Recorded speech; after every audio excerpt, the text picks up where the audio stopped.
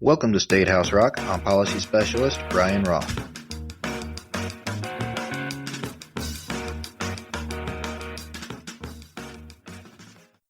Governor Pritzker gave his State of the Budget address Wednesday as the legislature got into full swing this week. Last Friday was the deadline to introduce non-budgetary bills, which gives us a good idea of the legislation we will be facing this session.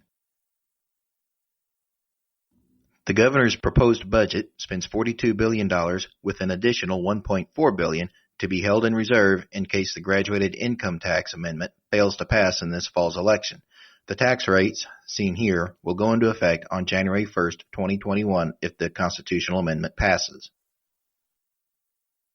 As part of the budget, Pritzker proposed placing $100 million in the state's rainy day fund, placing $10 million of the $46 million in cannabis sales towards the state's bill backlog, and putting another $100 million toward paying down the pension debt, assuming the income tax amendment passes.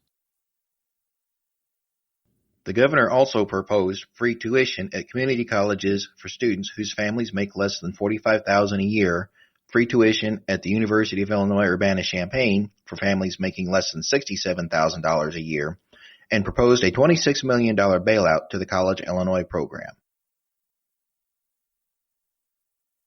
He stressed his support of expanding gambling, including a Chicago casino. This is significant because much of the vertical construction program is paid for by gambling.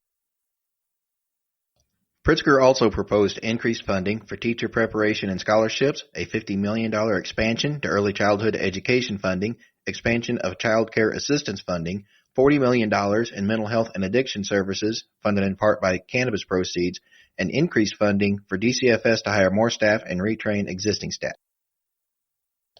As part of the capital budget, $3.6 billion would be made available as follows: $2.9 billion to the Department of Transportation, $651.5 million to the Illinois Environmental Protection Agency, and $77.2 million to the Department of Natural Resources.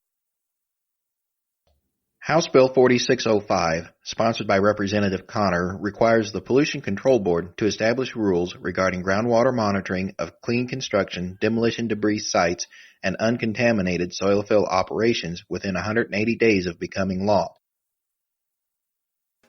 Requirements include monitoring frequency, methodology, installation of monitoring systems within a year of adopting rules, duration including post-closure monitoring for at least 5 years after the owner or operator receives a certificate of closure, and remedial action if Class 1 groundwater standards are exceeded. HB 4605 is scheduled to be heard in the House Energy and Environment Committee on Wednesday.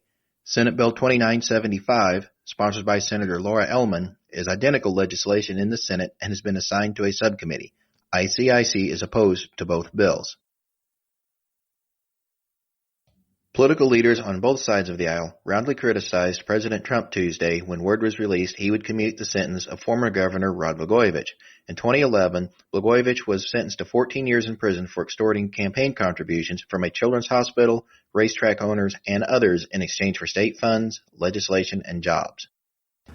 That's it for this edition of State House Rock. Thanks for watching.